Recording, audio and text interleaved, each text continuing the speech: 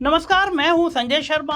आप देख रहे हैं 4PM न्यूज नेटवर्क। आज कुछ बातें राष्ट्रीय स्वयंसेवक और भारतीय जनता पार्टी के सास बहू के रिश्ते पर। दोस्तों, हिंदी में एक पुरानी कहावत है, बेटा कितना भी बड़ा हो जाए पर बाप नहीं बन जाता।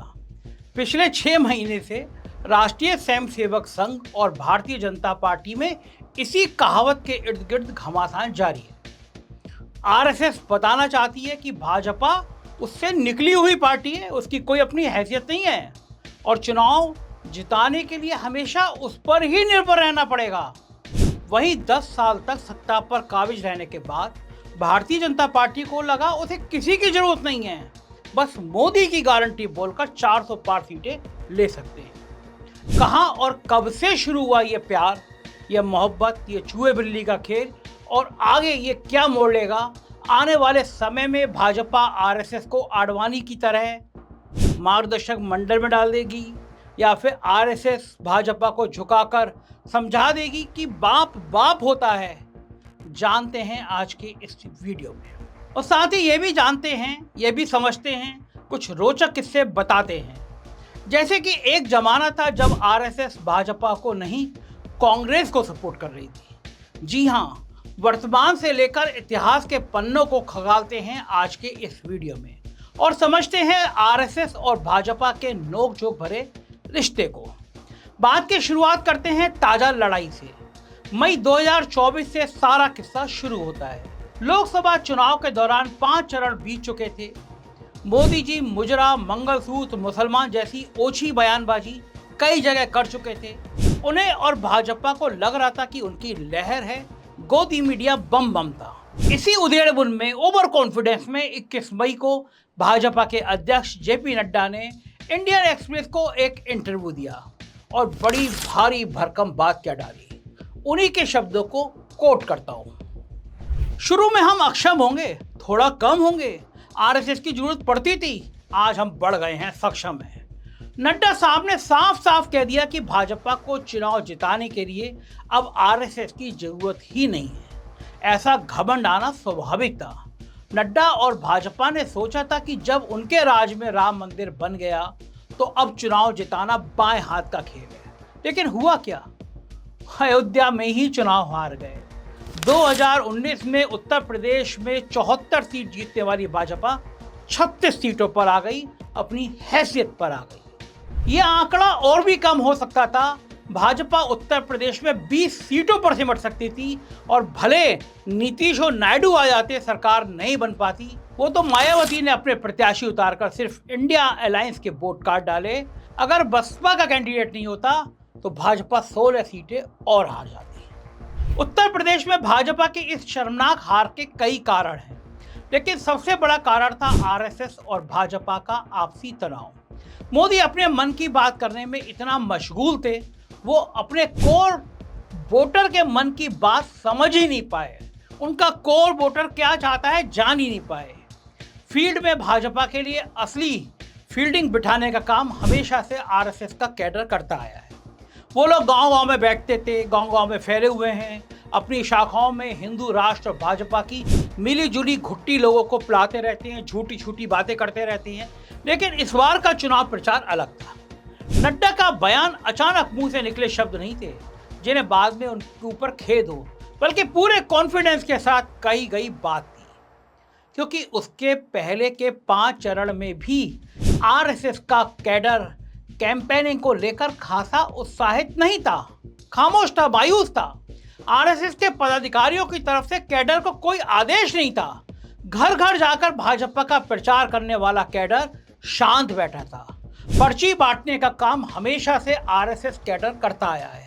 पर्ची यानी वोटर लिस्ट, और फिर बूथ स्तर पर यह देखना कौन वोट करने आया है, कौन नहीं। जो नहीं आया उसको बुलाकर लाना, उठाकर लाना। इस बार कम से कम उत्तर प्रदेश में कुछ नहीं हुआ, वरना आरएसएस के कार्यकर्ता घर घर आते थे। बहन जी प्रणाम, बहन जी राम मंदिर का प्रसाद आया है, बहन जी चावल आए हैं, बहन जी कोई और कहानी लेकर आए। इस तरह का नाटक आरएसएस करता रहा था, लेकिन इस बार नहीं किया। चूंकि रैलियों में हिंदू मुसलमान चिल्लाना अलग बात है, मगर असलियत में तो आरएसएस से जुड़े आम आदमी को भी रोजगार चाहिए। मूलभूत सुख सुविधा की इच्छा होती है, चाहे अस्पताल की सुविधा हो या शहर से गांव तक की सड़क चाहिए, ये सब चीजें जैसे बाकी लोगों को नहीं मिली, आरएसएस के कैडर के लोगों को भी नहीं मिली। फिर उन्हें अलग से कोई पहचान या सम्मान दे दिया गया हो, ऐसा भी नहीं था। इसलिए आरएसएस के कट्टर समर्थकों में भी रोष था। और ये सब जानते हुए भी भाजपा को लगा था कि वो उत्तर प्रदेश में अपने आप चुनाव जीत लेगी। चुनाव नतीजों के बाद भाजपा का घमंड बुरी तरह टूट गया। लेकिन चुनाव के नतीजों ने भाजपा और आरएसएस के बीच की खाई को कम नहीं किया और बड़ा कर दिया। अब तक आरएसएस के नेता जो चुप बैठे थे, उन्हें बोलने का मौका मिल गया। आरएसएस के मुखिया मोहन भागवत ने किसी का नाम तो नहीं लिया, लेकिन जो कहा उससे साफ था कि इशारा नरेंद्र मोदी की तरफ है। उन्होंने भाजपा और नरेंद्र मोदी के काम करने के तरीके पर सीधा हमला बोला। जो बात चुनाव के दौरान हम जैसे कुछ पत्रकारों ने कही, वही मोहन भागवत ने भी कह डाली। चुनाव के दौरान झूठ फैलाया गया, शब्दों की मर्यादा नहीं रखी गई। केवल 1 मिनट में भागवत ने भाजपा के चुनाव लड़ने के तरीकों की समीक्षा भी कर डाली और उसे गलत भी ठहरा दिया। देखिए। और चुनाव प्रचार की या चुनाव में जो होता है उसकी बात ऐसी है, वास्तव में तो प्रजातंत्र की अनिवार्य आवश्यक प्रक्रिया है और उसमें 2 पक्ष रहते हैं, इसलिए स्पर्धा रहती है। स्पर्धा रहती है तो दूसरे को पीछे करने का, स्वयं को आगे बढ़ाने का काम होता ही है, होना ही चाहिए। परंतु उसमें भी एक मर्यादा है, असत्य का उपयोग नहीं करना। चुने क्यों जा रहे लोग संसद में जाएंगे, बैठकर अपने देश को चलाएंगे, सहमति बनाकर चलाएंगे। हमारे यहां तो परंपरा सहमति बनाकर चलने की है। 2 पक्ष है, विरोधी पक्ष कहते हैं, मैं प्रतिपक्ष कहता हूं। वो विरोधी नहीं है, उसको विरोधी मानना भी नहीं चाहिए। वो प्रतिपक्ष है, वो एक पहलू उजागर कर रहा है, उसका भी विचार होना चाहिए। ऐसा जब चलना है तो चुनाव लड़ने में भी एक मर्यादा होती है, उस मर्यादा का पालन नहीं हुआ। चुनाव में मोदी की गारंटी, मोदी है तो मुमकिन है, फिर एक बार मोदी सरकार, इस जैसे नारे लगाए गए, चलवाए गए, मानो जो कुछ है बस मोदी है। इसी बात पर मोहन भागवत ने बिना नाम लिए मोदी के अहंकार को भी गलत ठहरा दिया। उस मर्यादा का पालन करके जो चलता है वो कर्म करता है, लेकिन कर्मों में लिप्त नहीं होता, उसमें अहंकार नहीं आता कि मैंने किया, और वही सेवक कहलाने का अधिकारी रहता है। भागवत का यह बयान सोची समझी राजनीति के साथ, सोची समझी रणनीति के साथ दिया गया था। चूंकि उन्होंने 10 जून को यह बयान दिया, ठीक उसी दिन रतन शारदा ने ऑर्गेनाइजर नाम की पत्रिका में एक लेख लिखा। रतन शारदा बाकायदा आरएसएस के सदस्य हैं, आरएसएस के भीतर इनका दबदबा है और ऑर्गेनाइजर को काफी हद तक आरएसएस का माउथपीस कहा जा सकता है। इनके अंग्रेजी के लेख का हिंदी अनुवाद में आपके लिए करता हूं। 2024 के चुनाव नतीजे ओवर कॉन्फिडेंस, भाजपा कार्यकर्ता और बहुत सारे नेताओं को वास्तविकता से परिचय करा रहे हैं। इन्होंने ये सोचा भी नहीं कि प्रधानमंत्री नरेंद्र मोदी जी का 400 पार का नारा इनके लिए एक लक्ष्य है और विपक्ष के लिए एक चुनौती है। लक्ष्य तब हासिल होता है जब फील्ड पर मेहनत होती है, सोशल मीडिया पर पोस्टर लगाने और सेल्फी खिंचाने से नहीं होता, क्योंकि वो अपने बनाए बुलबुले में खुश थे और मोदी जी के चमकते हुए आवा मंडल से रोशनी ले रहे थे। इसलिए गली मोहल्लों से उठती आवाज पहचान नहीं पाए। रतन शारदा के इस लेख का किसी आरएसएस के नेता ने खंडन नहीं किया। मतलब साफ है, आरएसएस भाजपा को दिखाना चाहती है कि उसके बिना भाजपा हमेशा सत्ता में बने रहने का सपना नहीं देख पाएगी। भाजपा और राष्ट्रीय स्वयंसेवक संघ की ये लड़ाई नई नहीं है। जब जब भाजपा के किसी एक नेता ने संगठन से बड़ा बनने की कोशिश की है, आरएसएस हमलावर हो जाती है। 2004 का चुनाव याद कीजिए। 1998 से 2004 तक अटल बिहारी वाजपेयी ने 6 साल का कार्यकाल पूरा किया। पहले पाकिस्तान के साथ शांति करने के लिए लाहौर बस यात्रा करी। पाकिस्तान ने कुछ महीनों बाद ही धोखा दे दिया तो भारत ने पाकिस्तान को कारगिल में हराया। परमाणु शक्ति बनने की वजह से अमेरिका का इकोनॉमिक बैन सहा और इन सब के साथ अटल बिहारी वाजपेयी की अपनी छवि आम जनमानस में हमेशा अच्छी रही। मर्यादा रहित तरीके से मुजरा, मंगलसूत्र, मुसलमान ये सब नहीं किया, गंदगी नहीं फैलाई और 2004 में इंडिया शाइनिंग के नारे के साथ चुनाव मैदान में उतरे। सबको लग रहा था जीत जाएंगे, मगर चुनाव हार गए। उस समय की हार में भी आरएसएस का योगदान रहा, या फिर यूं कहिए कि चुनाव में आरएसएस ने कोई खास योगदान नहीं दिया। जैसे इस वक्त भाजपा के मुखिया मोदी और आरएसएस के मुखिया मोहन भागवत में तनी रहती है, उस समय अटल बिहारी वाजपेयी और आरएसएस के मुखिया सुदर्शन के भी संबंध अच्छे नहीं थे। वाजपेयी इतिहास में उदारवादी छवि के लिए अपना नाम लिखवाना चाहते थे, इसलिए उन्हें सुदर्शन कंजर्वेटिव लगते थे। वहीं दूसरी तरफ सुदर्शन ने तो साफ तौर पर अटल और आडवाणी को रिटायर होने की सलाह दे डाली थी और कहा था कि नए नेताओं के लिए जगह बनानी चाहिए। 2004 में भी आरएसएस का कैडर जमीन पर नहीं उतरा। नतीजा ये हुआ कि भाजपा उत्तर प्रदेश में केवल 10 सीटों पर सिमट गई थी और सरकार नहीं बना पाई।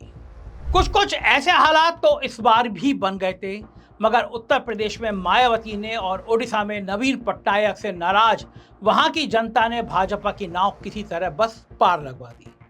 अटल बिहारी वैसे तो खुद आरएसएस से निकले थे या अपनी जवानी के दिनों में प्रचारक रहे थे, मगर जनसंघ के टूटने के बाद जब 1980 में भाजपा बनी, तब अटल बिहारी वाजपेयी के नेतृत्व में नई नवेली भाजपा ने आरएसएस का साथ छोड़ दिया था।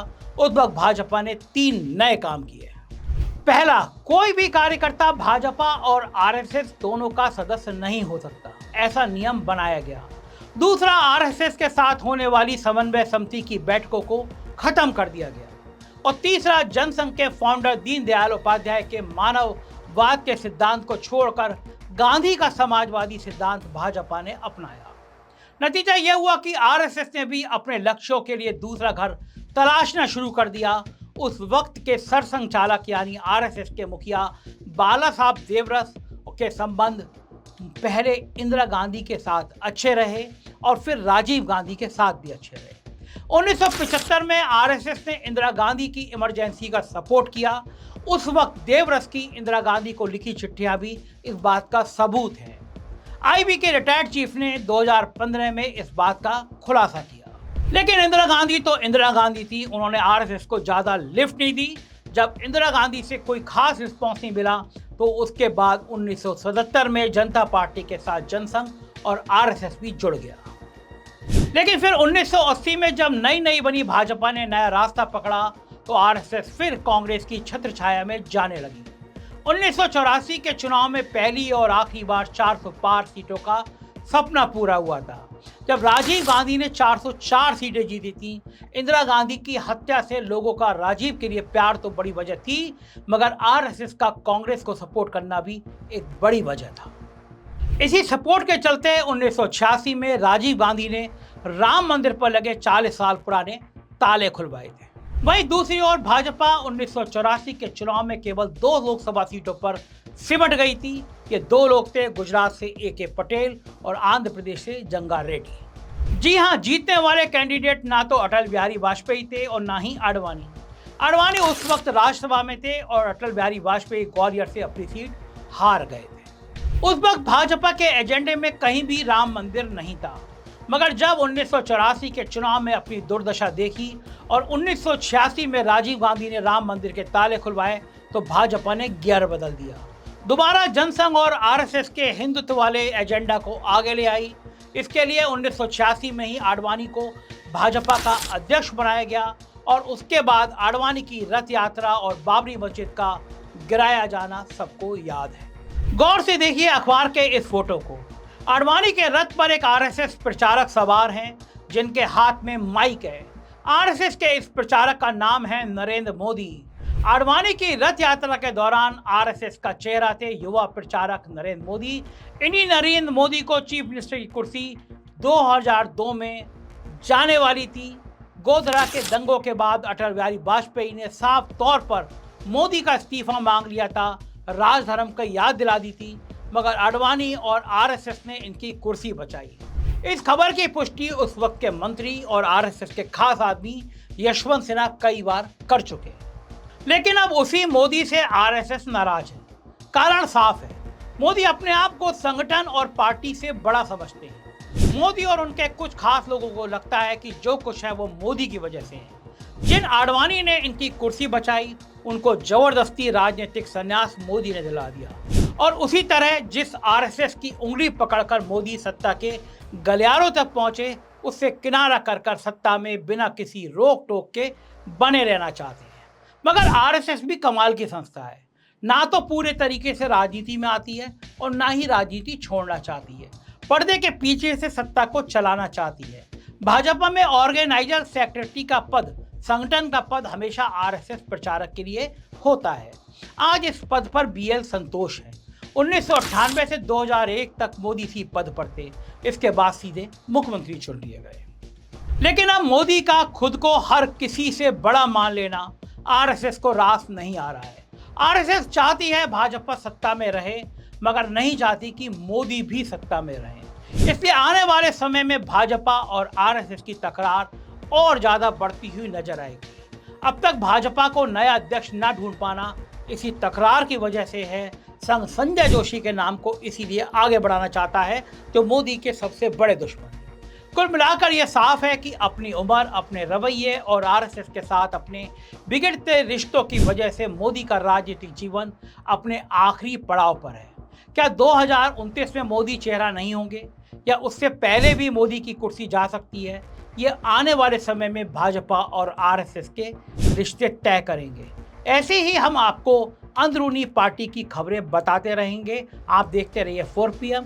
और आखिर में एक रिक्वेस्ट आपसे, 4PM म्यूजिक चैनल हमने बहुत मन से बनाया है। गरीब वंचित लोग जो अपना मंच नहीं तलाश कर पाते, उनको 4PM म्यूजिक एक मंच देगा। आपके आसपास कोई ऐसा गरीब, मजदूर, किसान, सफाई कर्मी है जो बहुत अच्छा गाना गा रहा हो, हमको भेजिएगा। 4PM म्यूजिक का ये लोगो है, अगर आपने सब्सक्राइब नहीं किया इसको सब्सक्राइब करिए। गैरेज में गाड़ी साफ करने वाले शहनवाज का हमने मुंबई ले आके जो गाना गवाया वो इस म्यूजिक चैनल पर है। वैष्णवी का गाना है, बहुत अच्छे अच्छे गाने हैं। सहयोग करिएगा, म्यूजिक चैनल को भी ज्वाइन करिएगा, सब्सक्राइब करिएगा, जैसे आप 4PM को करते रहे हैं। बहुत बहुत शुक्रिया, थैंक यू।